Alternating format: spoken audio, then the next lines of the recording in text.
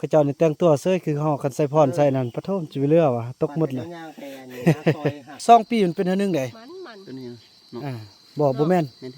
แม่นแหละโอ้แม่นอันนี้ก็แม่นอ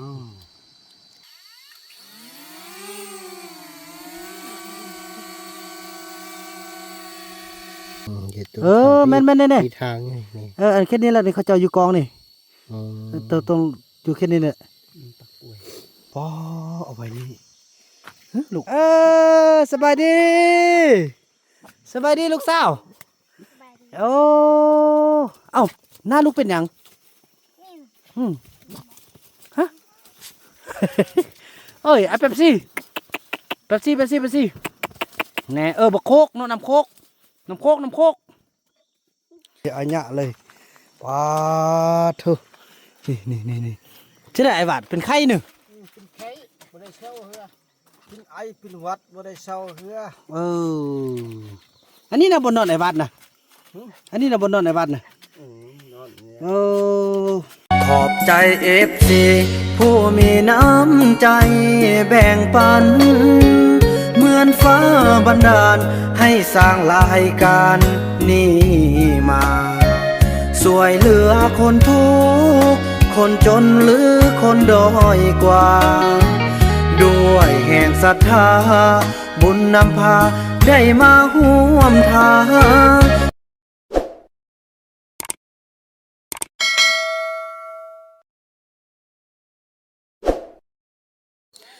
สบายดีท่านผู้ชมเนาะสบายดี FC ของบ่าวบ่นำกันเบิดสู่คู่สู่คนพี่น้องบ่ว่าสิอยู่ภายในหรือว่าอยู่ต่างประเทศกันคลิปนี้ก็เป็นคลิปหนึ่งที่บ่าวบ่นำจะได้เข้าไปหาพี่น้องพ่อต้องเรืองโดยเฉพาะก็คือเฮือนของชาวติ๊กถือว่าสำเร็จคันว่า95%แล้วพี่น้องเนาะยังเหลือแต่ฝ้าประตูอย่างต่างเนาะแล้วชาวติ๊กพร้อมที่จะขึ้นแต่ว่าชาวติ๊กอยากให้พ่อแม่มาอยู่นำฉะนั้นชาวติ๊กเลยฝากฟังว่าบ่าวบ่นำแล้วก็ทางชาวลีเนาะแล้วก็ทีมงานเฮาจะได้เข้าไปมื้อนี้ก็มีทางเซียวสบายดีเซียวสบายดีก็ถือว่ามื้อนี้ก็มีทางเซียวเพิ่นมาแต่ทางนครหลวงเวียงจันทน์ฝากซองแด่เพิ่นก็มีซอง YouTube เนาะพี่น้องเนาะความลับแห่งปลาเราแต่เขียนเป็นภาษาอังกฤษเดี๋ยวบนน้ำจะเขียนไว้ในซ่องอธิบายฮะโอเคเนาะถือว่าชื่อเฮาอ่านว่าลาวจังโกสเกรตลาวจังโกซิเกรตเนาะเป็นภาษาอังกฤษเนาะเราโตๆแจ๊อยู่แต่ว่าฝากการติดตามให้เด้อโดยเสียวเนาะเมื่อคืนนี้เพิ่นก็นอนเป็นจังได๋นอนแล้วฝันดีอยู่ติถ้าอีกก็ฮ้อนนิดนึงอยู่พอนอนอยู่ในเต็นท์แต่ว่าตอนดึกๆมาแล้วก็โอ้พอดีเลยรับฟันดีขนาดบรรยากาศดีอยู่นี่โดยประกันมาเยี่ยมยามนี่เด้อโดยขอบใจเจ้าเกี่ยมเครื่องเนาะพอเฮาเกี่ยมจะเดินทางลุยเข้าไปป่าเพราะว่ามื้อนี้พี่น้องบ่าวบ่นำให้ทางพ่อวาดเอารถซิ่งมารับแต่ว่ารถซิ่งออกบ่ได้ฉะนั้นพวกเฮาจะได้ย่างไปพี่น้องเอ้ยเนาะลุยกันมื้อนี้เนาะเคยแท้เป็นจังได๋ว่าสิไปว่านนี่บ่ได้ไปน้องอยู่เบิ่งเวียกดูเลยเวียกนี่อ้ายโอเคสั่นเนาะไปเกี่ยมเด้อเฮาน่ะเบิ่งอันเขาเปเข้าพันเข้ามันเด้อช่วยกันไปลิไปอ้าวเมื่อวานนี่ฮักว่าเมื่อวานนี่เดี๋ยวอยู่เพลงก่อนเด้อเดี๋ยวพี่น้องเอ้ยอ้าวเมื่อวานนี่ฮักว่าสิไปโอ้อย่าไปตัวกันนั่นแม่เว้ยไอ้เกมโอ้เกมใจสิไปติ๊กเคสระปานนั้นว่าล่มกันว่าสิไปส่วนพ่อแม่มาน่ะคันย่าบ่คันผู้น้องบ่ไปพ่อแม่ก็บ่มาแท้ไปนำกันไปนี่ไปคันแน่คันผู้น้องบ่ไปก็พ่อแม่ก็บ่มาก็น้องไปนำกันเนี่ยไปมื้อนึงก็มาไปเอามาต้นแรงไปติ๊กโอ้ยยังบ่ต้องเก่งจ้ะบ่ว่าสิโหบ่ไปเลยเมียบ่ไปนะพ่อไปนำบ่เอาพ่อไปนำล่ะไปนำกันไปพ่อไหลไปนำเอารวมกันเมื่อวานนี่เป็นอันนึงวันมื้อนี้เป็นอันนึงเฮ็ดซะเด้อวะไปบอกอีพ่ออีแม่แสดงน้องบอกให้ฟังดูเมื่อวานนี่น้องบอกว่าอยากได้อีแม่มาอยู่นำอยู่ผู้เดียวเป็นหยังก็อยู่ผู้เดียวกินข้าวบ่แซ่บอย่าลิ้นลูกนั่นบ่เฮ็ดลูกบ่รอดบ่เฮ็ดนั่นลูกแล้วตายแล้วนะ ม่เอาเจ็บ ว่าเราบ่ฟังน้อ ว่าก็บ่ฟังเฮาก็แม่ก็บ่เบิ่ง ปอ พูดว่าบุญรอดไปเลยไม่เท่ามีเสยเด้อว่าอยากไปป้าบ่ไปเด้อ เจ็บท้อง น่ะ เจ็บท้องไป กินมะม่วงหลายติ เขาเศร้าเพิ่นคิดก่อน โอ้เป็นกินเบียร์ บ่เบียร์ก็บ่ได้กิน กินมักส้ม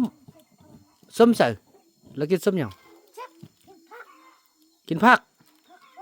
ผักส้มอยู่ใส่วะโอ้กินแกงอันยวกใส่อันนั้นโอ้บุญรอดนี่ ไปหยัง อ่ะพี่น้อยเนาะไปไอ้ส้มเฮาซะลูกยงลูกก็สิไปแทนนี่ไปเราอันนั้นเด้อไปเราไปสวดอันเมทัลมาเนาะกลับบ้านเลยเพราะจะเอาโทรศัพท์ให้เด้อโทรศัพท์อยู่หั่นละไปเลยยันเปียกไปไอ้ส้มไปเลาะป่าไปหากินบ่ได้หยังก็ไปหากินเนาะไปเปอันยอดบุญยอดไหว้มากิน เพราะว่าเสี่ยวเพิ่นมายามแล้วเพิ่นก็พอดีอยากไปพี่น้องเอ้ยมื้อวานเฮียน้องมื้อวานนี่ยืนยันอ้ายแม่เขาจุเซาติ๊กเซาลี่ว่า ว่าจะไปซั่น เราสิไปแล้วก็ ไป ว่าไปส่วนไผเกาะ ไปเอาแม่มา อืม มาที อืม คณะว่าพ่อแม่มาดีใจเด้อก็ คันว่าพ่อแม่บ่มาแล้วเพิ่นสิพากันหนีไปอยู่ป่าเพิ่นว่าซั่นแล้วบัดมื้อนี้บัดลูกตื่นเช้ามาซ้ำอ้าวแล้วเป็นอันนี้ เป็นไรมากนะ โอ้ยอมเนาะ เป็นได้บ่ไปซั่น แล้วซั่นก็น้องเฝ้าคอยพี่เด้อ โดย โอ้ ไปก็ไปไอ้เป็นดุลไอ้เบิ่งอยู่นี่ห้าว่า อืมเบิ่งเพิ่นจมได้เมื่อคืนนี่ว่าคันพ่อแม่บ่อยู่ก็บ่อยู่ทีนี้อยู่ป่าอย่างตาก็เว้าหมดเลยเนาะ โดย บักเก่งๆบ่สุได้มาบ่สิไปแท้อ้าวเป็นอันนี้ยอมใจคนเฮายอมนั่นแหละก็สิได้ไปแหละพี่น้องพอมันได้นัดกับเสี่ยวเพิ่นก็คิดว่าสิไปแต่พอมื้ออื่นกันถึงเพิ่นก็มาไปแล้วก็ไปกลับมื้อนี้เนาะก็ตามว่าไปส่งข้าวเขาได้แล้วเพิ่นก็อยากไปเห็นพอตรงเรื่องได้เพิ่นมาแต่ทางนครหลวงเวียงจันทน์เนาะมาทางพวกทางเมียพี่น้องก็สิได้พากันลุยไปแล้ว โอ้ยให้ดุ ติ๊กคันว่าไอไปเราคันเขาเจ้าบ่มาแล้วน้องไปนํเอาเด้อบ้านนั้นน่ะเด้อ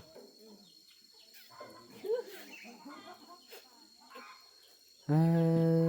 อเสื้อบ่ได้พี่น้องเอ้ยมื้อนี้เว้าหน่อยหนึงมื้ออื่นเว้าหน่อยหนึงงงเลยทางไอ้เฟืองเฮาก็เตรียมเครื่องพี่น้องเนาะจังซั่นแหละพี่น้องเอ้ยอีพ่อไปเวียกก่อนเด้อบ๊ายบายเด้บ๊ายบายสบายดีเด้สบายดีตบมือซ้ำเซยตบมือซ้ำเซย อยากไปนำพี่น้องจังซั่นแหละพี่น้องเอ้ยเนาะก็สิ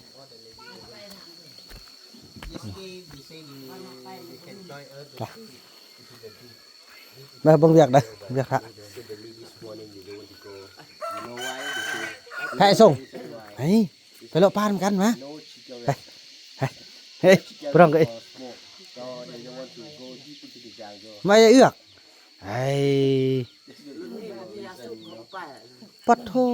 เฮ็ดได้ไดบอกซื้อต้นนึงเบียร์หลังนึง มื้อวานนี่ก็บอกให้เอายาสูบตุ๊ดหนึงเบียร์2แก๊ส เขาได้ซื้อยาเข้าไปบ่ได้ซื้อยาเข้า ปักอันนั้นไปเอาเงินในหันเบิ่งเขาอัดตู้แล้วเอาไปเอาละเอานั่นมาเบิ่งแว่เบิ่งเอาเขาไปอยู่แล้ว สระลีบ่ไปได้เด้อบ่ไปบ่มียาสูบหรือบ่ไปคันมียาสูบไปบ่ ไป ไปบ่ที่ไปซื้อให้นี่ ไปบ่สิซื้อให้น่ะปานนั้นว่าจมอย่าไปอยู่ป่าถ้าไปสำนี้ไประดมพ่อแม่ซื้อกันอย่าว่าอันนั้นเนาะโคขนาดนั้นเมื่อคืนนี่เนาะได้ยินบ่ปัดตะคอเดือนดาวนะพี่น้องเอ้ยตะคอว่าคันพ่อแม่บ่มาคันบ่ได้พ่อแม่มาครั้งนี้เนี่ยมันสิบ่อยู่ได้เพิ่นเว้าน่ะนั่นแหละก็ต้องให้พ่อแม่มาว่าซั่นโอ้บัดนี้ละเป็นอันนี้ได้ยินบ่ไอ้เฟื่องเมื่อคืนเขาโฆษณาน่ะ ไปนั่ง มีแต่แถวนี่เนาะ เพิ่นว่าคันพ่อแม่บ่อยู่ก็สิบ่อยู่ขึ้นฮอด อยู่โดยอยู่บ่อยู่ อีนู่นก็สิไปนำกันโอ้เนาะบ่ไปน่ะไปซั่นน่ะเฮาก็รักษาเวลาเด้ นั่นไปแล้วบ่เห็นแล้ว คุณนะ บางนู่น บ่า ไปแล้ว บ่ว่าก็ลมกันดีดักข้างในไปลูก เมื่อเช้านี่ถามเราเพื่อนแล้วไปแล้วเมื่อเช้านี่เขาถามเราแล้ว ไอ้นู่นไอ้นู่นนู่นโอ้ไปแล้วเอาเกิดมาลุอยู่ยะจุดนี่น่ะเกิดบ่ป้าคำน้อยไปป้าไปหากินไว้เกิดผู้ใดลูกลูกไปเบิ่งดูเห็นอยู่หั่นบ่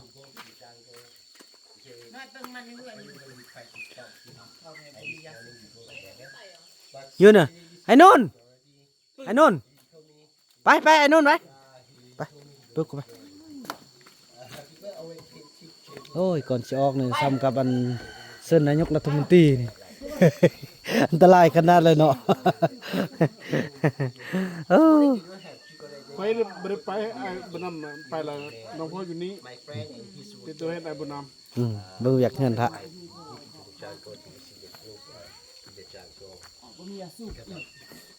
อ้าวตายไปมาละจึงซื้อให้ไปพอตอนนี้มันกระทึกกระเทินละไปมาไอ้ซื้อให้ไปไอ้ซื้อตุ๊ดนึงเลยไปว่าซะแล้วก็ ว่าบ่มียาสูบบ่มีแหงไป โอ้ คือว่าแล้วเจ้านะเป็นเจ้าแหละ สิเป็นเฮาบ่สูบยาเกี่ยวเฮา บ่อยู่สุดดึงเราเบียร์สุดดึง บ่วันนี้เฮาเบียร์จีน2แก๊ส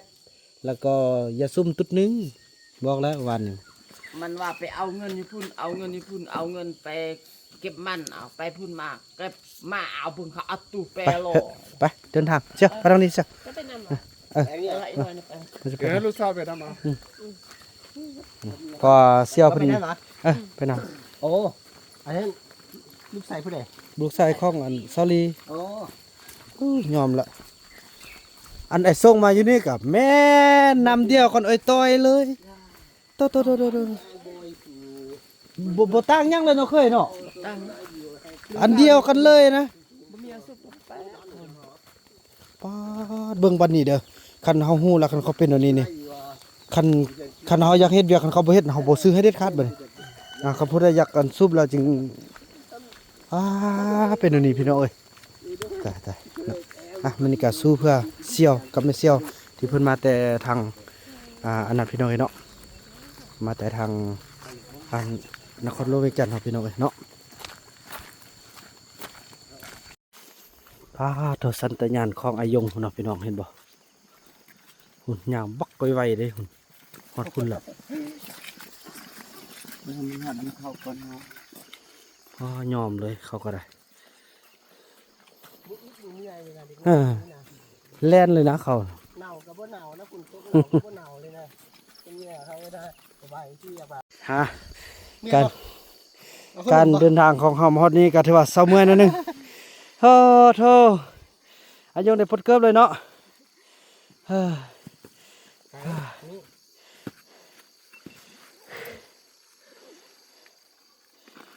โธ่หาขนมหาอายง ฮะกาแฟบัวมานำ กินน้ำดิน้ำอยู่นี่ก่อนกินน้ำเชียวว่าโอ้ โอ้เขามีก็กินได้น้ำนี่ มองลูกไข่นี่ให้พ่อเดี๋ยวน้ำว่าท่านเนี่ยน้ำนี่ขาดบ่ได้เลยเอาเชียวโอเค โอ้คนตุ้ยนี่ มาเที่ยวว่าเรื่องย่างนี่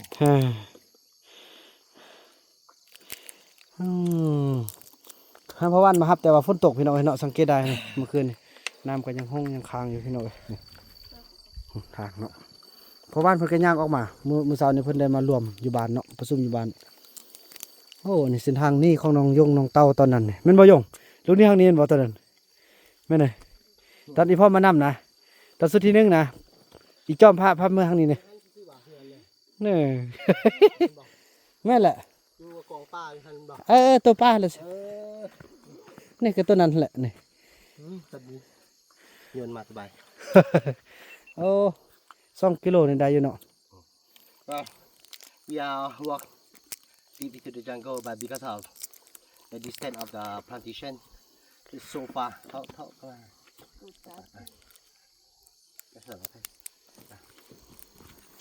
The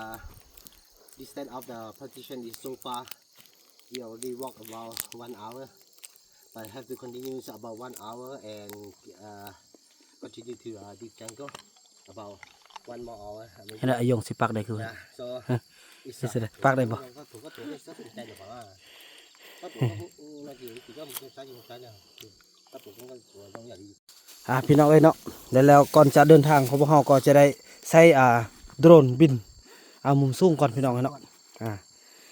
พอเสี่ยวเพิ่นมาครั้งแรกพี่น้องเอ้ยก็เพิ่นก็เก็บเอาทุกรายละเอียดเลยฝากติดตามเบิ่งทางช่องเสี่ยวเนาะลาวสกาย เราจังก็สิเกรต ลาวเจงเกิลสเกรต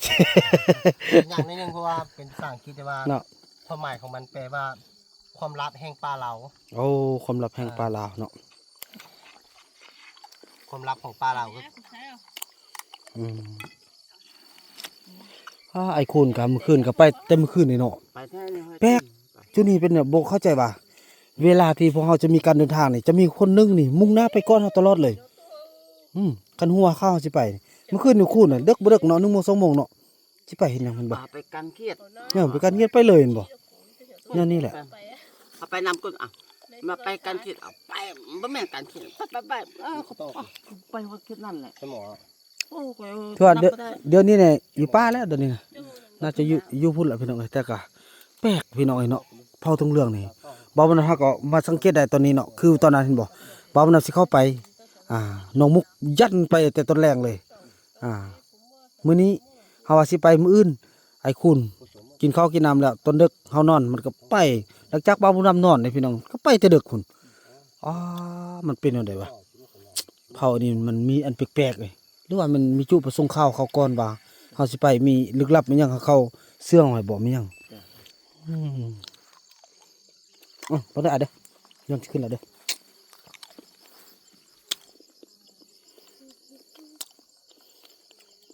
โดรนบ่าวน้ำก็เป็นมอบให้เตียงคำพี่น้องเอ้ยมอบให้เตียงคำบ่าวน้ำใส่บ่เป็นมันก็สิได้ข้อคืนก่อน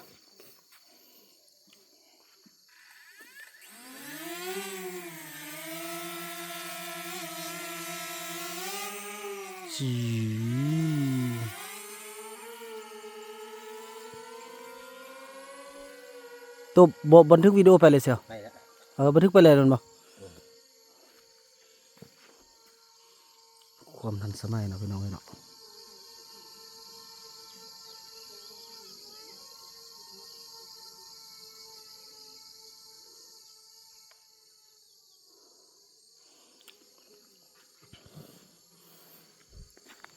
บนที่แกว่าไปฮอนบ่ได้แต่ว่า ไปไหน เพราะว่านี่หาก็ได้300 กิโลเมตร300กับไปฮอดเบิ่งทางคือสิได้ไปไกลอยู่ได้เพราะว่าขดเคี้ยว ไกลเลยเสียว7 กิโลครึ่งตักแต่บ้านทำมานี่ ที่จริงแล้วอาคารย่างแบบนี้มีบ่ไกลแต่ว่าต้องได้ขดเคี้ยวไปตามเขาเคยย่างจนสุดลูกหูลูกตาเลยนะเคยย่างแต่ว่ามันเด็ก จอมพูนั่นแหละไม่บอลที่อันเขาเจออันเที่ยงอะนะนี่ อ๋อ นั่นแหละเขาจะได้นอนกันว่าเขากลับมาบ่ทัน อ๋อได้เขาคันกลับมาฮอดนี่ละค่ำกันย่างมาแล้ว เนาะ แต่ว่าเราบ่ได้เอาไฟใส่มาจากอันเดอร์เมียเนาะ บ่เป็นหยังโทรศัพท์ก็ได้ ไม่อยากไปอยู่อันนี้ ไปแต่ว่ามันไปไกลไปสูงแล้วมันรู้สึกว่าซ่า นั่นแหละจอมพูนั่นแหละโยดลงเบิ่งเบิ่งเขาเจ้าเดี๋ยวเขาสิให้เบิ่งเด้ออันเขาเจ้าอยู่เขตนั่นน่ะเบิ่งนำเด้อว่าเขาเจ้าอยู่บ่อันนี้ยังมันป่านั่นอยู่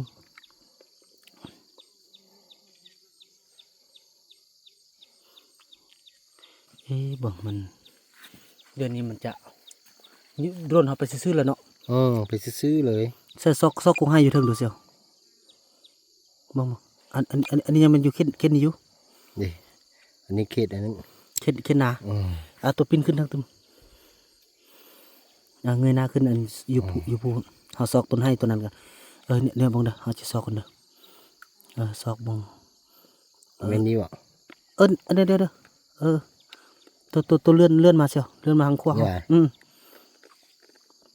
นี่บนนั้นนะแมันบ่อันบ่ขาวๆนี่มันหยังนี่อันนี้มันหยังนี่มันหยังนี่มองดู มีอันนี้มันจะมีบอนที่เขาจะคล้ายๆว่าถังนิดนึง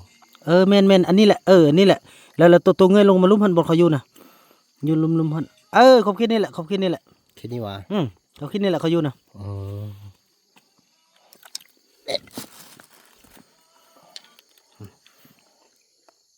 Here, so we have to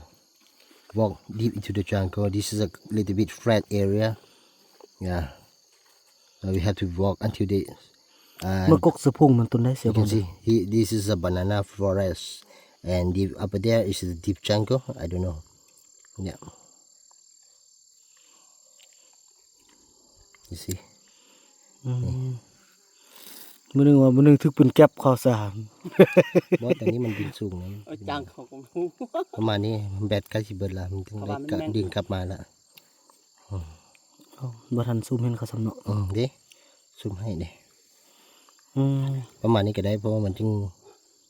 สูงประมาณอยู่แสง ใช่อันต้นนั้นอยู่ซะก็เซลเมื่อกี้น่ะ นี่อยู่เทิงประมาณนี้บ่ อยู่นี่เนาะ นี่ อันนี้ต้นมะไห้บ่แม่นน่าจะอยู่คิดนี่ โอ้ อันนี้เขา กลาง คิด ภู นี่ เนาะนี่อันนี้เป็นป่าอันนี้เป็นป่าสูงดิอันนี้ ตัวซุ่มเขาจำดูจำแล้วบ่ จำละเพราะดีนี้โดนพายุไกลพุ่น บ่เห็นสำเนาะ Yeah, so they are almost top on the mountain there. You can see how far we are. คนละพี่น้องนี่ต้นไห้ต้นนั้นเนาะ We still have แม่นบ่ far. ต้นไห้ต้นนี้นะบ่ก็สิแม่นอยู่บ่ Yeah, we here. นี่คือนี่บ่แม่นบ่มีเลย นี่ มีแต่ต้นเดียวฮะโอ้ยยัง นี่แหละต้นไห้นี่ We're gonna go เขาจะอยู่กอง very far. Yeah. มันกลับขึ้นแล้วบ่บัดนี้ เพราะว่าแบตตัวนี้มันไปไกลบ่ค่อยได้ อืม ตอนนั้นมีแบตอีกตัวหนึงมันโมมา แบบยังไม่ให้ไปฮอดตีนภูก้อนจะพื้นภูนะครับใส่แบตตัวนี้เพื่อบินขึ้นไปแล้วเอี้ยวเบื้องนั้นมาเลยมันจะเห็น อันนี้ไปฮอดตีนภูไปบ่ฮอดเทิงพุ่น ที่จริงแล้วความเรื่องระยะทางนี่ไปยังได้อยู่แต่ว่าแบตไปบ่ได้ แบตตัวนี้มันแบตตัวรูมันจะทนกว่า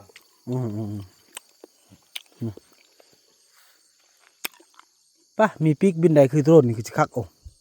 บ่เหมือน คันแม่นตัวปิดมันทำมาเองบ่ มันอันนี้เป็นโหมดที่สร้างมันกลับบ้านเอง เวลาเราบ่อยากขับมาจะไปใส่กันเลยเต้จะบ่อยากขับแล้วจะสร้างให้มันกลับเอง มันลัดมาทางซื่อเลยบ่ ลัดมาทั้งซื่อเลยเดี๋ยวนี้มันลัดมาเอง กลับมา อันนี้คือระยะทาง อันนี้คือความสูง อันนี้คือ10 เมตรต่อวินาทีมันบินกลับมานะอันนี้คือแบตสีเหลืองตัวนี้มันระยะที่มันจ้งสีแดงตัวนี้เป็นระยะที่เราไป สีเหลืองเป็นระยะที่เราจ้งเพื่อกลับมาให้ฮอดตัวสีฟ้าตัวนี้หมายความตัวสีแดงตัวสีเขียวนี่นะหมายความว่าเจ้ายังบินหมุนได้ปกติหรือว่าจอดไว้หันเนาะแต่คันฮอดสีเหลืองปุ๊บนี่มันจะสร้างกลับมาเลย แต่ว่าคันเฮาบ่สร้างมันก็สร้างเองเนาะ เราบ่สร้างมันกับจ้งแบตตัวนั้นกลับมาเลย แต่มันก็มีโหมดอยู่นี่ว่าเขาสร้างให้มันไปต่อบ่แต่มันจะมาบ่ฮอดละก็คือสมมุติว่าเขาเที่ยวขับรถเนาะเขาจะพุ่นเที่ยวขับรถแล้วเขาขับโดรนที่จริงแล้วมันควรมาแต่พุ่นมาเขาขี่รถมาเนาะมันควรแต่กลับไปจอดอยู่พุ่นแต่ว่าเขาไม่อยากให้มันจอดอยู่พุ่นเขาสร้างเนี่ยจอดอยู่นี้เลยเขาก็สร้างจอดอยู่นี้เลยจริงๆแล้วมันควรประหยัดแบตตัวนั้นเพื่อกลับไปจอดอยู่พุ่น มาละได้ยินเสียงละ 200 เต็ม ได้ยินเสียงแต่บ่เห็นเทื่อพี่น้องได้ยินอยู่เสียงเลยนี่เฉพาะเนาะเขาอันเฮ็ดสงครามกันเป็นตะยานเนาะนี่แต่เสียงเราบ่เห็นโตนี่ แม่นพวกที่เขาจะเฮ็ดสงครามน่ะเป็นโดรนใหญ่เขาจะยังบินสูงกว่านี้อีกอันนี้ยังบินได้500 เมตรซื่อๆอันเป็นโดรนที่เขาจะเฮ็ดสงครามเขาจะโดรนเป็น1,000 เมตรอยู่เทิงพุ่นเอาบ่ได้ยินเสียงมันน่ะ บ่เห็นเลยแหล้วเนาะ ถึงพุ่นละแต่ว่าเราบ่เห็นมันน้อยพุ่นอันนี้กำลังลง เขาผลิตยนต์มัน เสื้อได้ยินนี่ยินนี่แหละ เอ๊ะน้อย เสื้อ ถึงพุ่น บ่เห็นเถอะเห็นละเนี่ยเดี๋ยวโอ้โนเห็นละแล้วมันลงซื้อเลยบอกกันเนาะมันเริ่มลงแล้วเนาะเนี่ยยาวขึ้นยาวออกละ 300 เมตร 340 330 เมตร กำลังลงมาเห็นได้เฮาบ่ แม่นที่จริงแล้วระเบียบเขาบ่ให้บินสูงกว่า100เสาแต่ว่าพื้นที่นี้เป็นชนบทบ่เป็นหยังคันอยู่อันตัวเมืองนะบ่ได้เพราะว่ามันสิบินมีอันยนต์โดยสารนะบินเข้าออกแต่ที่นี้เป็นชนบทบ่เป็นหยังมันบ่มียนต์บ้านเฮา มันก็แหงอย่างหนึงซ้ำเสียงยนต์ครับ เพราะว่ายนต์ เอาเสียวบ่แม่นมันจึงมันคือบ่ลงมาจักเทื่อ บ่ลงเดี๋ยวตอนนี้มันลงมา240เลยเดี๋ยว มันก็สูงเลย มัน เสื้อคือบ่เห็นแล้วเออ เอ๊ะเห็นตัว ปาดหุ่นน่ะเห็นละ ขั้นตอนที่หมอกลงน่ะมันบินจนทะลุหมอกเลยนะ น่ะ แต่ว่าทีนี้มันบ่มีหมอกมันมีแต่เมฆอยู่เทิง ไปบ่ฮอนเมฆแต่ว่าคันหมอกลงเนี่ยมันทะลุหมอกเลยนะ โอ้ งามเวลาหมอกลงน่ะหนาเจ้าบินทะลุหมอกนะโอ้งามแต่ว่าอันนี้เป็นเมฆมันเป็นหมอก สูงกว่าเนาะ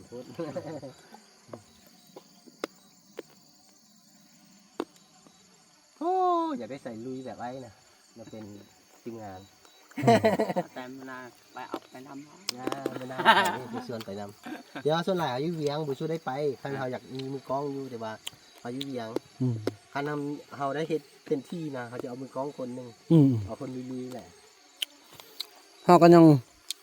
คิดว่านี่แหละซอยน้องนี่แหละสิประสานกันมาละมันก็ค่อยลงเนาะบ่ลงไว้เนาะ ก็ค่อยลงแต่ลงมันจะลงช้ากว่าอยู่ดินมาเวลาขึ้น โอ้คนเฮาเนี่ยผลิตยังก็เป็นหมดเนาะงึดเลยเนาะยอมเลย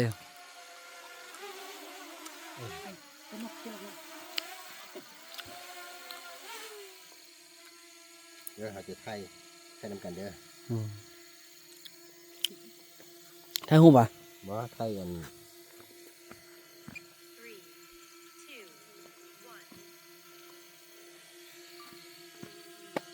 มันมาเองบ่ มันจะหมุนให้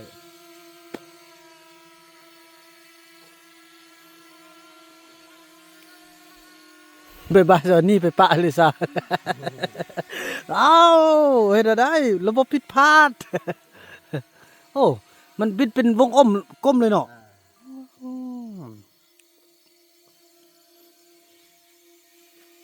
มันน่าบุญนำนี้ได้แล้ววันนี้บุญนำอยู่บ้านละสมาชิกของบุญนำย่างเข้าป่าแล้วเอาโดรนมานำเอาไม่มาเห็นละโอ้ยคันเป็นเดือนนี้นะโอ้ยมันอยู่ใส่ละ เอาโดรนนำเลยเนาะ โอ้กระได มีระบบอันเบาเสียงได้บ่ฮะ บ่ได้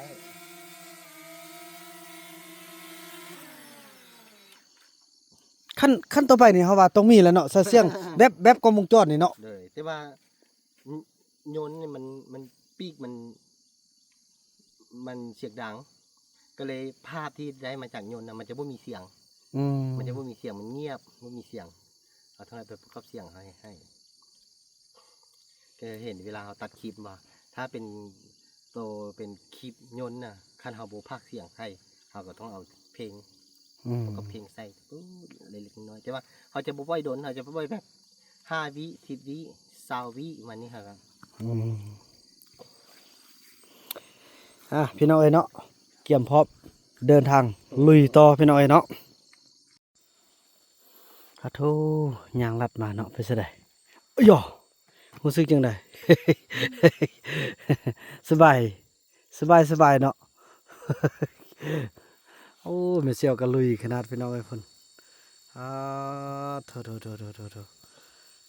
ปิดเปียเป็นรอยเบิ่นแล้วเชียว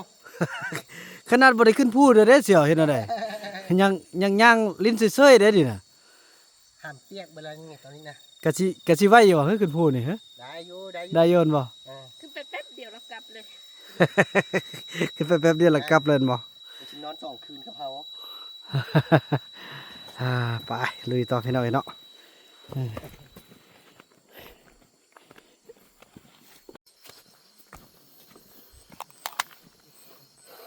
แล้วเขาก็มาฮอดเที่ยงพ่อหวานแล้วพี่น้องเนาะบ่ถูกทีมงานเขาเสียสะเฮียสายเลย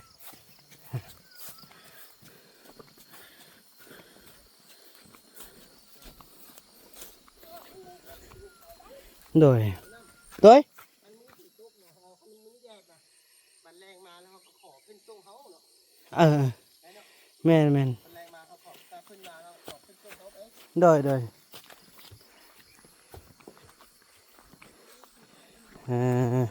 นาะสมัยเที่ยงนี่นะเนี่ยกันเนาะโอ้เพราะว่าเพิ่นก็ออกไปนอกเพิ่นย่างออกไปฮู้ฝาบรรยากาศเนาะพี่น้องเนาะ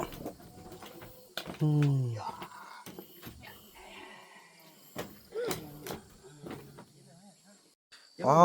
พี่น้องผู้ใดตามมาอีกแล้วดีจังทานเบิ่งอ้าวบักนูน นู่นอันนั้นนู่น อ้าวบักทรงอ้าวเปิดมาบ่มา ไปซื้อได้ยาสูบแล้ววะมาน่ะ อ๋อเขาย่างท่านเนาะเสย ยานเขาซื้อแต่งจะสุก อ้าวอันเนี้ยก็มื้อคืนนี่ได้ยินอันบ่คุณเล่าหาไอ้ฟังว่าอันเนี้ยก็ ชูโมไก่ อันบักอัน follow up อีจอมอะนะมาอยู่นี่แหละบ่เอาบ่ควาดแล้ว maybe เอาบักหวาดมัน maybe they มาอยู่นี่เอา อยู่ในพ่อแม่ buy หนึ่ง such correct โอ้ มันก็เว้าดิ and follow up มันก็ว่ามันบ่เอาประวัติ 2% มันมาอยู่นี่ ว่าอีจอมมานะ you have โอ้พี่น้องบ่เทื่อจะได้เห็นเด้ พูด แล้วบ่คุณติ uh, ได้ ไปมันขึ้น แล้วได้ยินว่าบ่คุณว่าสิเอา wow บัก mango อันนี้มัก เขาเรียก wow mango เว้าให้เจ้าฟังคืนนี่นะ เอาจะเข้าก็ลุมกันเด้มีแม่มันแล้วก็บักกุ้นหั่นแล้วก็ อีหลี เพราะว่ามีคุณมาหาเราแล้ว แล้วแบบว่าเดี๋ยวนี้อีจอมมันนี่มาแล้วตัวมันคานนั่นน่ะเนาะคานแล้วมันนี่มาอยู่นำแม่ แล้วอันบักอันนี้ล่มว่าเอาเงิน500,000พ่อบักน้อยแล้วก็500,000มาแต่งพอมื้อนี่กินน่ะเนาะเฮ้ยอีนั่นมาเอาบักกุ้น โอ้เขา เขาลมกันเด้ เขาลมกันเมื่อคืนนี่นะโอ้แสดงว่า เอา มัน บ่มาโอ้บ่นี่ มันได้ที่ร้องมานี่โอ้ยร้องเลยบอกมันแรงนี่ สบายดีมื้อนั้นได้เนี่ยว่าแต่ง เอามา เนี่ยว่าคือว่าปัดฮอดแก้มบ่ปัดติคือว่าท่าฮอดครีม ถาด ปาดเข้าปากก็แต่งตัวมาได้ติ นี่สวยอยากสูบละ โอ้พี่น้องโอ้เนาะมียาสูบจึงมาได้แท้ย่างไว้กว่าเฮาอีกว้าต้องโหดขนาดเลย พี่น้องเอ้ยเนาะกะ ไปซื้อมาเช้านี่ไปซื้อให้แล้วนี่คือจะมาแล้วเนี่ย แล้วอันเดี๋ยวนี้อีจ้อมันเมื่อคืนนี่อันนี้ได้ลมนำบ่ บ่มื้อขึ้นเมื่อวานนี่เอาลมเนาะว่าไอ้จอมมาอยู่เนาะอยู่นำไม่เท่าเนาะ หรือว่าเนี่ยบอกคุณนะ บ่คุณ บ่คุณเว้านึ เออ แล้วบัดนี้ว่าเอาแสดงว่าย่อๆไปทิ่มบอกวาดซะนะบ่ไปบอกวาดแล้วนึ หรือว่า ตัวแม่นบอกวาดขี้คร้านแล้วมันบ่มีอันกินแล้วมันนี่มาพี่น่ะเนาะ หรือว่า มาเบิ่งไม่เท่าจะขึ้นว่ามันฮู้ว่าเฮาจะไปมันไปแต่มื้อคืนนี่บ่เห็นมา อันไหนแหละสงสัยนี่สมพ่อหรือบ่บอกบ่แม่น เอาคือเจ้าฮู้เอาก็ บ่ฮู้หาก็ฮู้เด้ เจ้าลมกันเนาะลมอันน่ะก็ว่านี่ว่าเอาเงิน500,000อันน่ะพอบักน้ำน้อย500,000พอมื้อนี่เนาะนะมันเอาอันนี้ ว่าไอ้คุณไอ้นู่นนี่คือว่าเริ่มสิไปแนวผู้หญิงเลย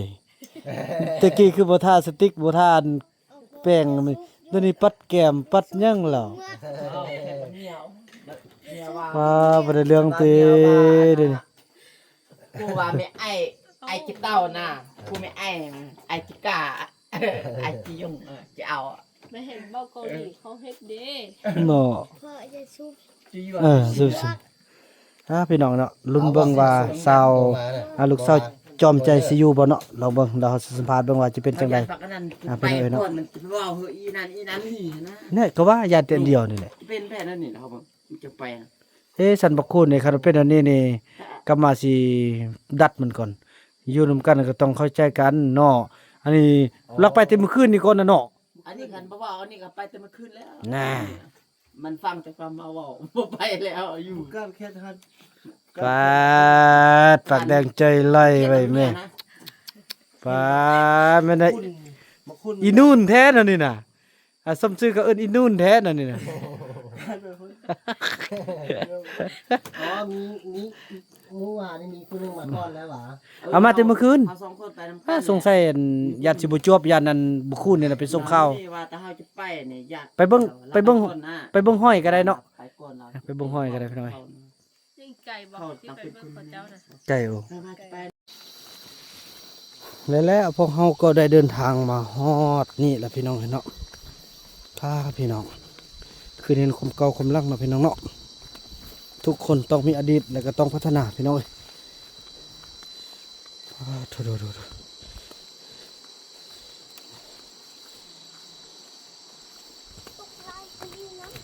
อืม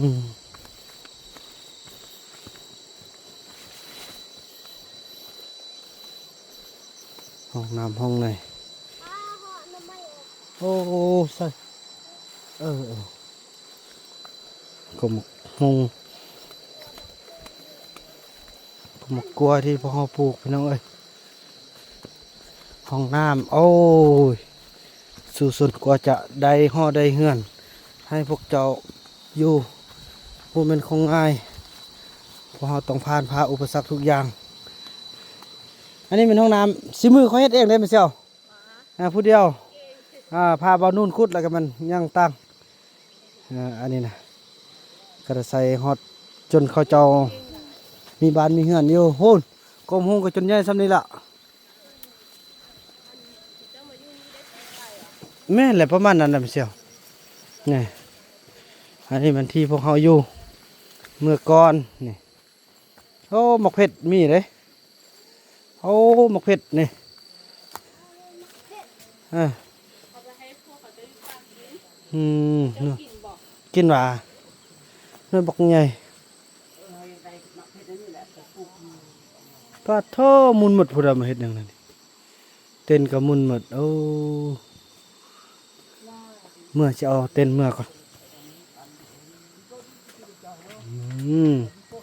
เป็นเพียงอดีตพี่น้องเอ้ย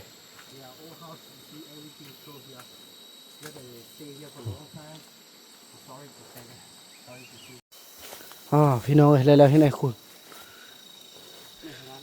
ปาโทย่อบ่ท่ากันเด้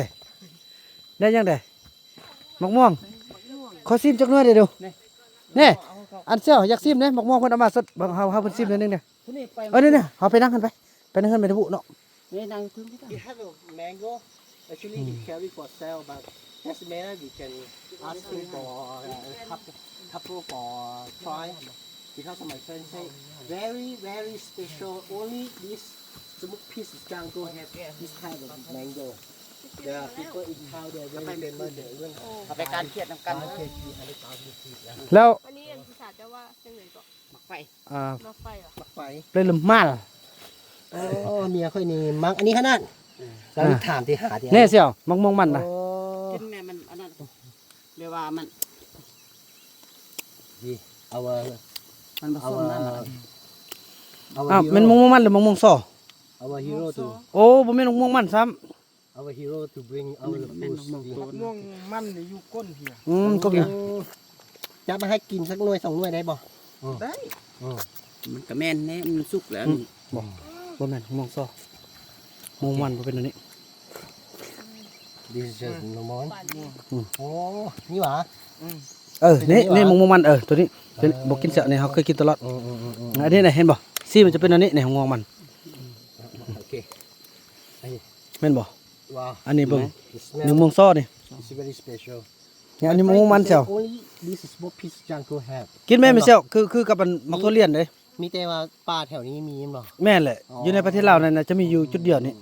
In the Lao in Lao you only have this แล้ว2ปีมันจะเป็นเท่านึงมากเนี่ย and 2 years just come up one time and ตัวนี้หวาน the taste เนี่ the ย taste is เป็น similar ดอกม่วงมัน like durian นี่ตัวใด นี่ เบาเอากี่ลุ่มแม่กุน ตัวนี้บอกตัวนี้มันบอก เป็นนี้แบบนี้เป็นนี้ กินนี่คล้ายคือมักทุเรียนเลยเชียวเนี่ยเฮากินตัวอยู่ไหนเด้อ มันบ่อันนั้นผสมไปการเกลียดกูเบิ่งมึงไปไว้โอ้กลับแล้วกูฮู้แล้วกูเบิ่งมึงไปป่า ยังน้อยอยู่ เอาเนื้อย่างแม่เชียวเนี่ยให้มันจนมันเรื่องเนี่ยโอ้อันนั้นบ่สุกจ้ะ คุณแกะ บ่ เอา สุก ไว้มึง เนี่ยเอาจดเอาตัวมันสีเหลืองๆมันมีไหมคือมักทุเรียนแหละเด้ เป็นอย่าง เอา ไร กินป่ะ เอาทิ่มๆเลยตัวนั้น จานผสม เป็นอย่างกินตัวนี้ก็ได้ตัวนี้สุกแล้วว้าวรสชาติแปลกจากมันม่วงทั่วไป ครับเอาตัวนี้ดีๆแม่กินคือมักทุเรียนเลย totally different เนาะ เนี่ยมันสิเอาตัวรุ่นมันเรื่องๆมึงซอกดูมาค่อยซอกให้มึงได้ อันนี้มันมักม่วง จากประสบการณ์ที่กินนำเผาต้องเรืองมา My Coi. wife she prefer this fruit ไอ้คุณเสื้อวะ อยู่ลุม งัวเอาเนื้อเยอะๆเอาผ้าอันนึงเดี๋ยว ทอกอยู่หั่นน่ะ โอ้บ่ทันหรอก เสียน่ะ ปิ้นขึ้นนั่นนี่เอาเนาะจะซอกเอาเด้อ เราปฏิเมื่อวานนี้เล่นบ่ นั่นแหละคืน ไปนอนจังได๋ อ้าวขอเจ้ากูอยู่ป่านี่เจ้าคน เมื่อวาน โอเคนี่ เมื่อ อั คื น น นี้ นี้ไปการเขียน เมื่อคืนนี้เจ้านอนได้ได เมื่อคืนนี้ มีอัน มาแล้วมาตีอัน เอาไม่เสียว การ เนื้อนี่ เขียน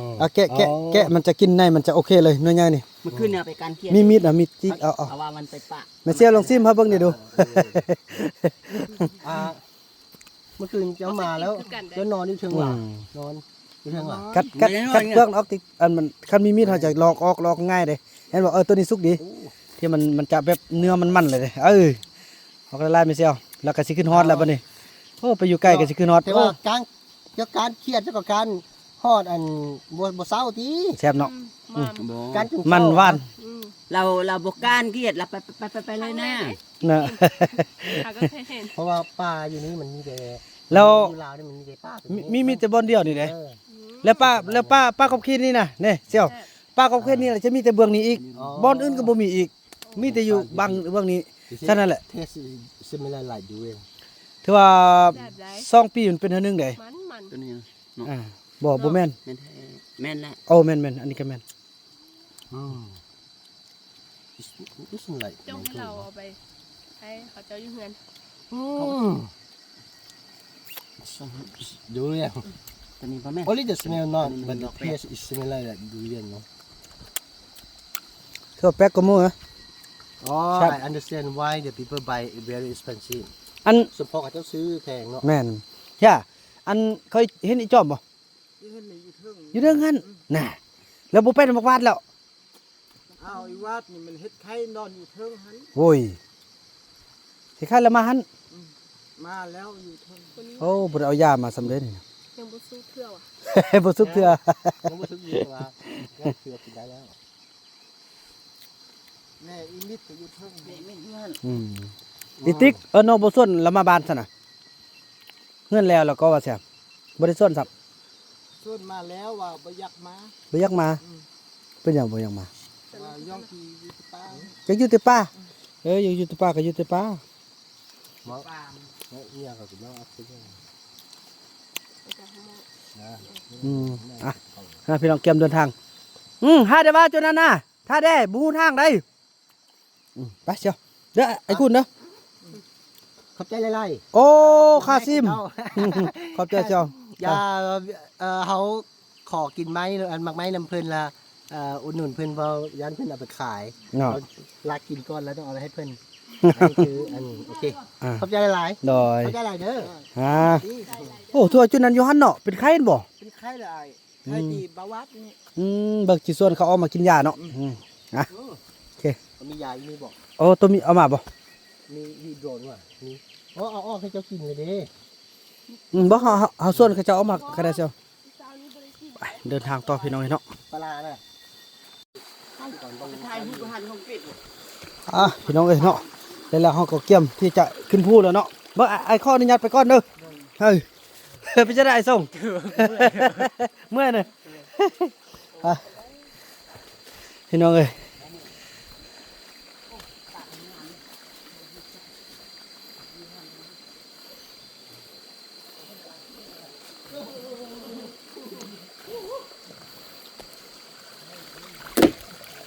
เตรียมขึ้นพูดแล้วพี่น้องเอ้ย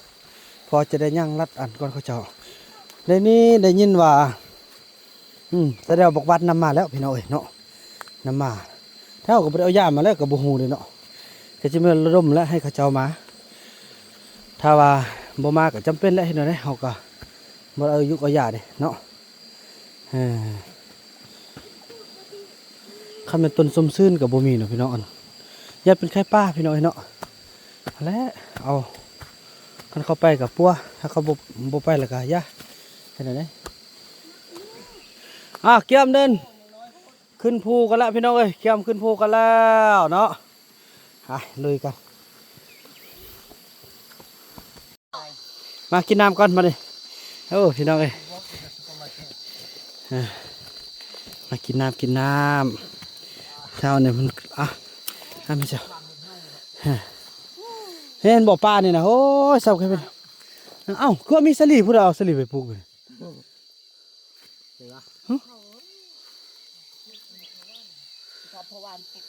เนี่ยพี่น้องสลีเลย ชาวบ้าน วันนั้นนี่ครับไปปลูกมะแตง วันนี้เป็นชาวบ้านมงป้าให้หลายมงคนมงนี่ นี่บ้านเขาเบิ่งมอหนึ่ง แต่ว่าย่างมันใกล้ คิดอันคิดให้จริงพูดคนมง ม่วงพี่เหรอ โอเคเดี๋ยวเขาจะเอาโยนขึ้นทีนี้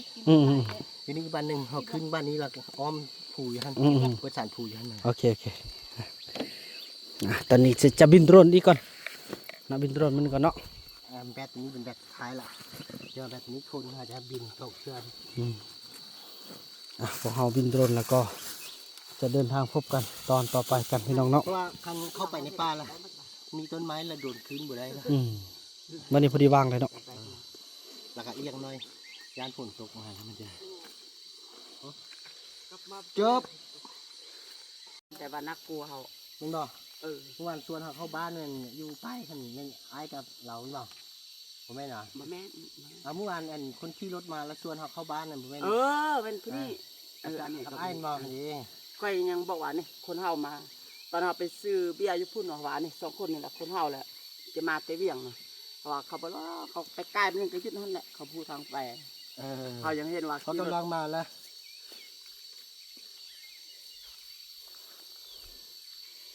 กำลังเซ็กเครื่อง นี่ก็ได้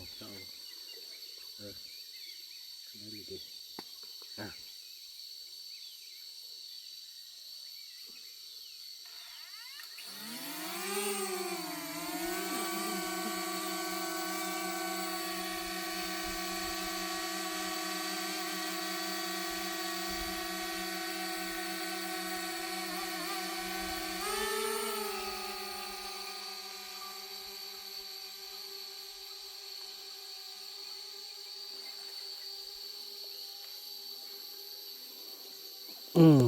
เคยเห็นบ่นู่นบ่เคยเห็นเลย ไปแล้ว โอ้ยไปพุ่นละพี่น้องเอ้ยโอ้ไปก่อนแล้วไปปะไอ้นู่นแล้ว ไว้ก็ไอ้นู่นอีกบ่ นี่กำลังขึ้นไป ฮอดมันเขาอยู่แหละ เนี่ยซื่อๆแหละบนเขาอยู่นี่แค่นี้แหละ นี่ปลากล้วยขึ้นไก่ปลากล้วยขึ้นไปเห็นบ่อันนี้จะมีห้วยแล้วปลากล้วยนี่นะ ตัวเราเงยขึ้นตึมเนาะ จะบริยุไกลนี่แล้วสิ ไปมอง ยืดเทิงนี่แหละ ยานเขาเจ้าหนีแล้ว น่าจะยืดเทิงยืดเทิง เขาจะก็ไม่ได้หนีง่ายๆหรอกเขาจะก็ตั้งแคมป์แล้วเขาจะก็อยู่ได้ช่วง3 อาทิตย์ก่อนเราจะยิ่ง ยานอันนั้นบักอันนั้นไปเบาเขาที่นี่ยังเขาบ่ไปนี่ ตัวลงขึ้นไปเทิงตึมดูเสียว ขึ้นไปโอเค โอ้ เลี้ยวซ้ายเสียวเลี้ยวซ้าย ซ้ายเลย ซ้ายไอ้ ค่อยเลี้ยวเวลาภาพไปที่งาม อย่าปล่อย ซ้ายเขาจีเบิ่งได้เขาอยู่เขตใดนี่ขึ้นมันอยู่กองนี่แหละเบิ่งตัวลงเงยขึ้นถึงตึมได้นึงดูจริงจะบอกเขาลงเบิ่งต้นไห้มันอยู่ไส้วะบ่แม่นเท่าต้นไห้นี่เบิ่งเราเงยเบิ่งซอกต้นไห้ก่อนเขาจื้อเงยขึ้นซะเงยขึ้นซอกหาต้นไห้นี่เดี๋ยวดูบ่มีเรือขวานี่นะต้นไห้มันอยู่ไส้วะ เดี๋ยวคือให้มันฮอดจอมเลยก็ได้ ซอกคือน็อตจอมแล้วซ ซอกตัวนั้นเฮาจืด เดี๋ยวลงเลี้ยวไปตามนี้ก่อนแล้วจึงกลับมา น้ำเห็นไหม เออตัวขึ้นอยู่นี่เนาะ เออ เสร็จแล้วตรงนี้เสียว ขึ้นอย่างนี้แล้วจึงเลี้ยวตามสานภูมาจังไง จึงจะซอกกัน มันขึ้นตื่นดิพอไปบุญ ซอกต้นไห้เนี่ยบ่เห็นแต่ต้นไห้เนี่ยถึงมองเด้อ เดี๋ยวอันนี้จอมละ จอมนั่นบ่ นี่สีแดงอันนี้นี่ สีแดงมันใส่ โอ้ต้นไม้เลย ทำไมต้นไห้อยู่ใช่วะตัวลงเรียวไปหุ่นตึมเด้ออันนี้สั้นพูแล้วเนาะ สานภูแล้ว เอาตัวเลียไปหุ่นบ่นี่ไปทางขวาหุ่นซองหาต้นไห้อย่าบ่จอบน่ะมึงใส่บ่ฮู้ใส่บ่ฮู้จุดเลย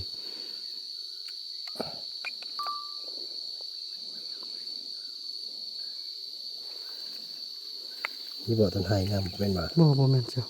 มันต้นไห้ยังมันจะอยู่อันจอมพูนะ สานภูนี่ อันนี้สั้นพูแล้วบ่ สานภูแล้ว ตัวไปซอกบนเป็นแป้นบนนึงดู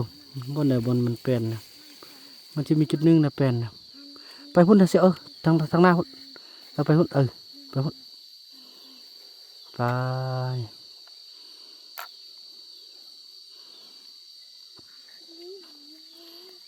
บ่เคยเห็นมุมสูงเฮือเราจับจุดบ่ได้นี่ต้นไม้นี่อันนี้บ่บอลที่ว่ามันแป้นบ่แม่นแป้นบ่เสียบุงดูแป้นบ่หรือว่ามันตัวนี้ว่าแป้นน่ะตัวลงไปตุ้มแล้วเขาชื่อแล้วนี่บ่นี่นี่กกนี่ไปห้ามมันเลยนี่วะ ต้นสีดำๆนี่ชื่อแล้วต้นสีดำๆนี่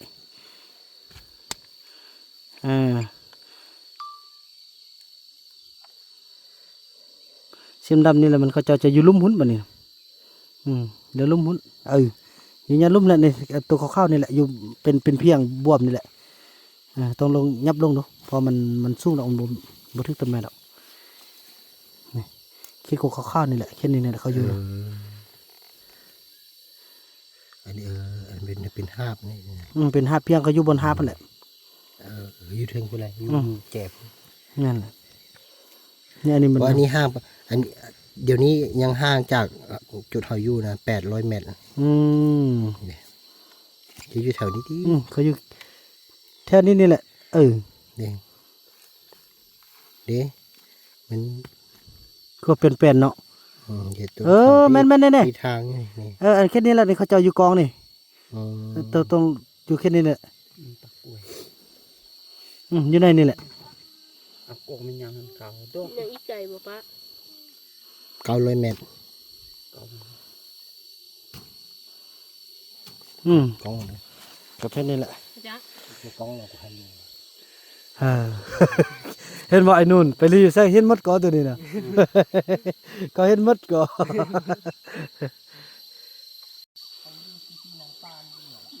ปลาบนำพลาดลงบ้านนึงแล้วพี่น้องเอ้ย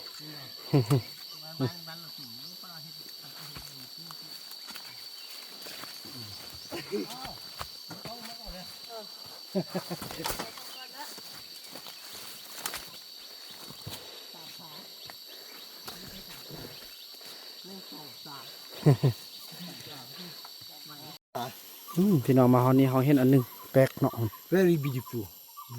but better don't touch พี่น้องเลยเนาะเพราะทุนมันยังเป็นแบบนี้ มันมีกลินละเฮ็ดให้อันพวกแมงมากไปเข้าไป ปลาสวยๆแต่ต่อ บ่ได้อยู่ ชิโตตอง ดมฮักเลย บางต้นน่ะมันจะเหม็นคือเหม็นขี้เลยนะ เออ แล้วเฮ็ดให้อัน ก็ตัวนี้มันบ่ได้เน่าเถื่อ บัวได้เน่าเพื่อหวะ คันมีแมงอันนั้นกินเนาะ เออ เข้าไปเนื้อแล้วมัน มันจริง กินมันอยากเน่า โอ้ อันเน่าเอาจะกลัว no just come out just after ไปเดินทางต่อไม่เชี่ยวบ่เมื่อยทีไม่เป็นไรเนาะเลยป้าตัวพี่น้องคุณอ่ะพูดโดนเชี่ยว ได้มาค่อยๆแล่นหั่นป้าโทเนาะ I don't know. เพิ่น My GoPro is not ready. Over there. ป้าโทน่ามันเสียว Khôngรู้ไอ้คนเราซูมมา แดงจึงครึ่งเลย ไอ้คนเราคนเราซูมไทยตัวเขากินตัวกินทุกอย่าง แล้ว อ๋อ แล้วอันนี้จะเป็นมักอัน นี่ อันนี้จะเป็นมักอันอิหยังวะอันนี้ ไอ้ซี มักลี อันนั้นแต่ว่าฟลู มักลีกินได้อยู่โอ้เงี้ยก็กินได้โอ้พี่น้องโอ้บดก็มาเอาบ่ฮะมาแค่ก็แล่นนะเราบ่ตัวจริงเนาะอ๋อแดงอำตามเลยพี่น้องคุณเนาะพาดพี่น้องที่ว่ามาฮอตนี้พี่น้องเอ้ยได้เห็นหลักสามเศร้าพี่น้องเอ้ยปอโธ่เนาะโอ้รักสามเศร้าเรา3 คนพี่น้องเอ้ยคุณตาโธ่พุ่นเนาะอยากจะกวนเด้อพุ่นเนาะรักสามเศร้าเรา3 คนจริงๆพี่น้องเอ้ยโอ้ดูพุ่นเนาะ เพราะอันนี้ก็มีนะ โอ้แม่นว่ะอันนี้นี่เลิกล่าแล้วอันนี้นะ เลิกล่าแล้วนี่รักสามเศร้าตกซ้ำเหลือแค่เรา2 คนบาดนี้นี่ลุยต่อปอดพี่น้องนี่อันนี้มันทั่วตอนเขาเจ้าเก็บกินแล้วเขาเจ้าเฮ็ดบนอยู่บนนั่งกินเลยนะนี่เห็นบ่นี่เสียวสังเกตได้อันนี้มักซิมอันนี้มันต้นมะม่วงซ้อนี่บ่แม่นมะม่วงมันนี่แต่ว่าเขาเห็นบ่ Yeah. อันนี้แหละเขาเจ้ามานั่งกิน You นะ have to pray for seed here to enjoy the fruit. You see? Hey, this is a small mango. I can show you.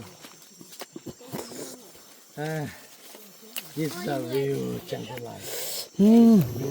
แซ่บก็ลูกกินไหม นี่น่ะตัวนี่น่ะ กินไหม บอกเจ็บละ อันนี้มันมะม่วงซ้อเนี่ยบ่แม่นมะม่วงมัน เจ้ามีกระหอกกระเตกินได้เลย นั่นน่ะพื้นจะมีกระแตกระหอกกินโอ้เอาไปไม่ลูกเอาไป โซ่เก็บไว้ได้หอยถึงได้เขามากเจ้า ฮะ เก็บไว้เขาไปกิน บอกสามีมันเอาไม่เสียบเนี่ยหอยหวานแซ่บก็อันนี้นะไปมาซอกกินซอกกินเด้อแซ่บเลยบ่มาทางนี้มาเสียบนี่แหละกมะม่วงซอดิครับบ่แม่นมะม่วงมันวันนี้ถึงเนาะ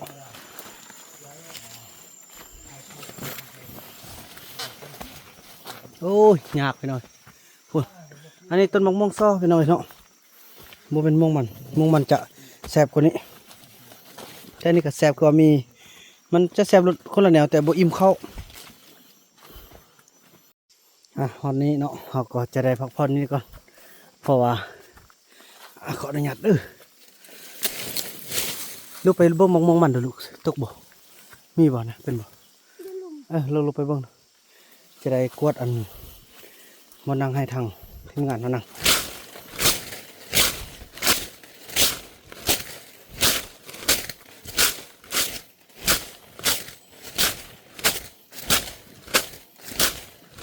โอเคขึ้นมานั่งพักผ่อนนี่หน่อยนึงก่อนยังไกลเติบ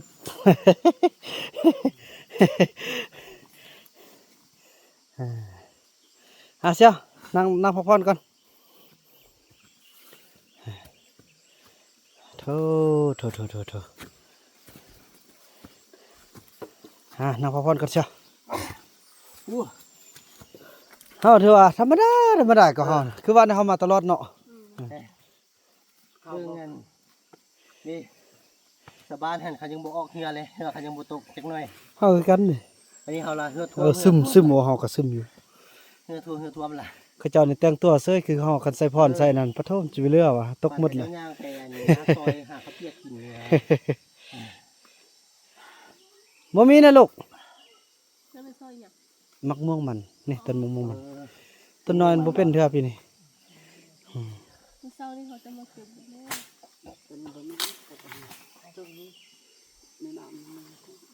คิดปลาไข่ก็มีคนซื้ออ่ะ มี แพงไหมจุดขายนะเป็นโลละแสนบอก เอ้ยแต่เฮาขายอันโลละ20,000เนาะ โอ้วะ แต่ว่าเฮาสิเริ่มปีหน้าก่อนเฮาสิปรับราคาเข้าก่อน ปรับแม่พวกนี้มันเป็นของสโลเวเนียมันน้อยเราต้องได้ปรับราคา แม่น มันโบแมนว่าของที่หาได้ ๆง่าย ตลอดเวลานะ ๆคือนั่นนี่แหละเห็นบ่2 ปีเป็นเท่านึง อ่า แล้วก็ก่อนสิมาเอานี่บ่แม่นน้อยๆก็สิมาถึงเนาะ อืม จะได้เข้าปรับราคาเขาก่อนปีนี้ปีต่อไปนี่ เป็นยากเลยเป็นทางหน่อย เพราะว่าเฮาปีนี้นี่เฮามาเท่าใดเฮาซื้อไว้หั่นเฮาก็กินแล้วเฮาจัดเอาแก้นมันน่ะแล้วต่อไปเฮาสิปลูกอยู่บ้านพอต้องเรื่องเป็นป่ามะม่วงมันหมดเลยนะ ลองปลูกเบิ่ง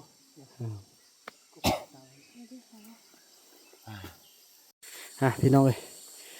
ได้แล้วใกล้จะฮอดบ้านพอต้องเรื่องเฮาก็มีมะม่วงพี่น้องเก็บกินไปตามทางบ่ได้ซื้อบ่ได้ขายพี่น้องเอ้ยนี่กำลังสุกกำลังแซ่บนี่มะม่วงซ้อเนาะลูกเนาะอืม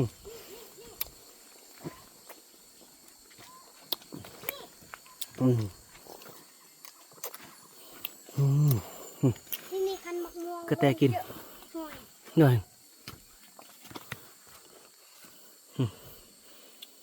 แซ่บบ่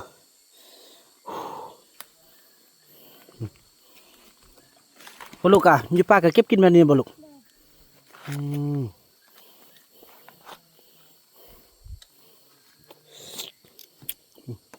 บ่แซ่บปานใดพี่น้องบ่คือต้นลุ่ม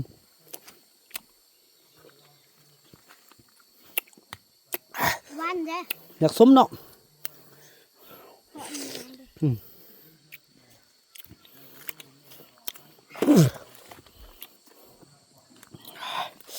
ฝนทีมงานเราทำขึ้นมาแล้วพี่น้องก่อนเขาจะบุเคยย่างเนาะลูกเนาะจะสลับพี่น้องพบกันต่อไป บอกว่าจะเอาอยู่ พี่น้องนี่หมกไฟพี่น้องเต็มเลยโอ้บ่บอลทุกกะทิน้อง ซุกแล้วแต่ว่ามันยังเพิ่ม ที่อันเขาจะมาเอาไม่มาเอา เอาตัวนี้แหละนี่โอ้โธ่เธอไปลุยต่อไอ้ยงให้พ่อไปก่อนเลยทีมงานเรากำลังเดินทางกันสู้ๆพี่น้องเอ้ยเนาะ หมดแล้วหมด หมดฮอดแล้วเนาะพี่น้องเอ้ยใกล้จะฮอดแล้วแล้วฮอดเดินทางมาฮอดนี้พี่น้องเอ้ยไม่เห็นเกือบผู้ใดพี่น้องเอ้ยป้อเอาไว้นี่ลูกเกือบผู้ใดนี่ลูกคาดการณ์เกือบผู้ใดไอ้นี่นะก็ไอ้มุกเนอะทีมงานเขากลับมาแล้วพี่น้องเกือบไอ้มุกแทนบ่ไปใกล้สิฮอดกันแล้วลุ้นกันว่าผู้ใดจะอยู่ย่านไปหมดแล้วติไอ้คูณมาส่งข่าวไปหมดแล้ว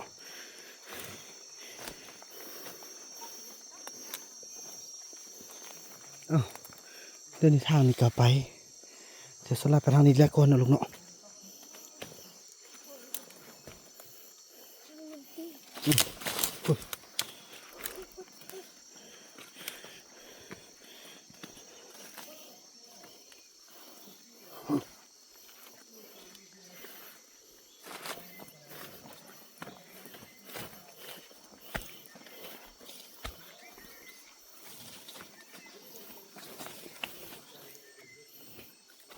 หอยใหม่ๆหอยคูนฟันยันไปหมดแล้วแหละพี่น้องเลยรุ่นนำกันว่าจะมีผู้ใดอยู่ได้เนาะ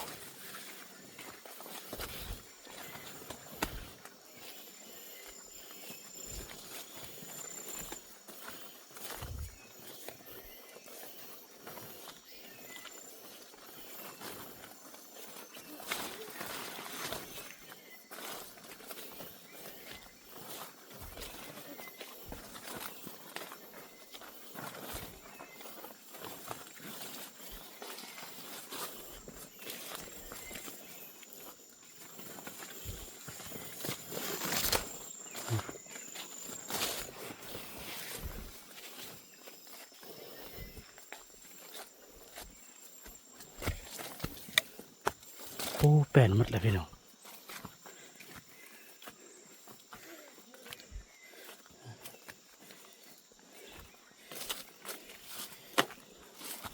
โอ้จุดเสียวยางซาแล้วพอคือว่าเนี่ยเขาเจ้าบ่เคยย่างมาเด้แล้วก็ตุยเด้น้ำหนัก80 กิโลพุ่น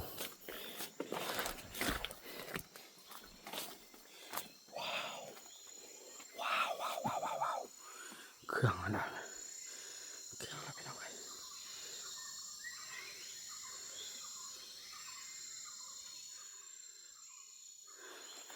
ไปวัดแล้ว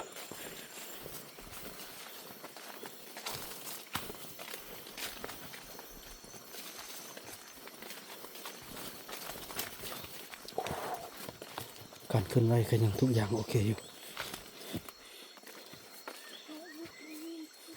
นี่ก็จะกิน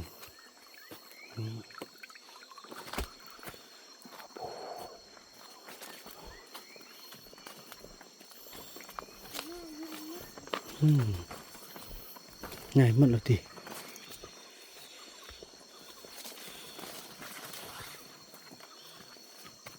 โอ้ยังอยู่ลูกยังอยู่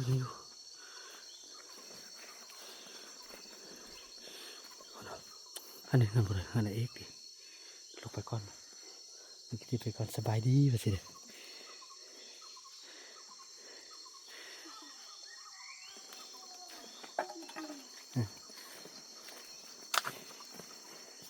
ทูหมกมองเต็มหมดเลย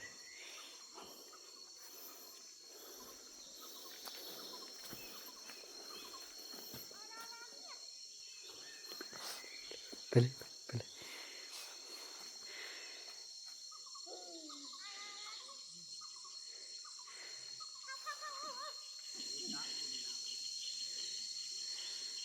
มันชื่อกันเลยพี่น้องนะมันชื่อกันเลย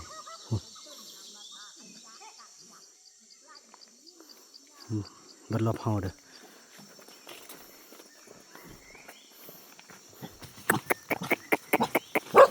เนาะเอ้ยเขาเจ้าชื่อกินกันเป๊ปซี่สบายดีลูกสาวโอ้เอ้าหน้าลูกเป็นหยังฮะ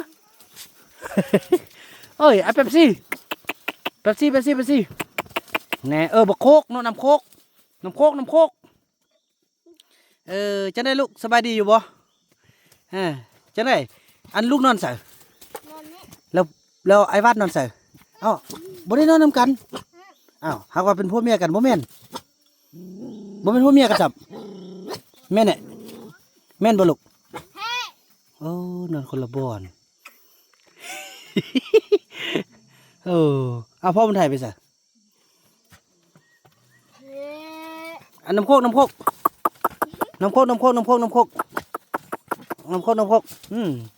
โอ้พี่น้อยหมกม่วงเต็มเลยอันยะเลยป้าเถอะนี่ชื่ออะไรไอ้บาดเป็นไข้หนึ่ง เป็นไข้บ่ได้เช่าเฮือเป็นไอเป็นหวัดบ่ได้เช่าเฮือ อันนี้นะบนนอนไอ้บาดนะอันนี้นะบนนอนไอ้บาดนะ นอนเนี่ย มึงจี้มึงเด้อจี้เป็นไข้บ่บ่แค่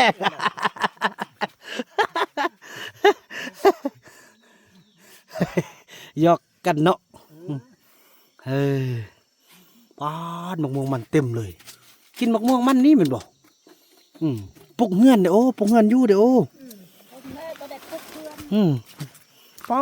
ดเต็มหมดเลยมะม่วงมันแก้มมันมาเอาพี่เขาแห้งเลยป้าดโธ่นี่อัดโธ่สุปรีงามมายาม ไอสุพิงามยาม พี่น้องเลยเธอมาฮอดมาเทิงกันแล้วทีมงานเฮากันมาฮอดเพื่อว่าคุ้มค่าที่ว่าทีมงานมาแท้เนาะพอเพิ่นอยากมาเบิ่งวิถีชีวิตเนาะแล้วก็จะได้มาระดมทางพ่อแม่เนาะของสาวติ๊กให้กลับบ้านกันพอสาวติ๊กกับสาวลีฝากมาเนาะ ก็เก็บมากินเสียว